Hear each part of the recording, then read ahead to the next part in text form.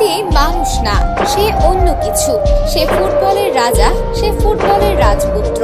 তার সাথে কারো তুলনা করা যাবে না। আর্জেন্টিনার বিপক্ষে সেমিফাইনাল ম্যাচ হেরে মেসিকে নিয়ে একই বললেন ইংল্যান্ডের অধিনায়ক হ্যারি কেন, যা শুনে অবাক পুরো বিশ্ব। দর্শক, বিশ্বকাপের দ্বিতীয় সেমিফাইনালে নাটকীয় এক ম্যাচ শেষে ইংল্যান্ডকে 2-1 গোলে হারিয়ে ফাইনালে উঠে গেছে লিওনেল মেসির আর্জেন্টিনা।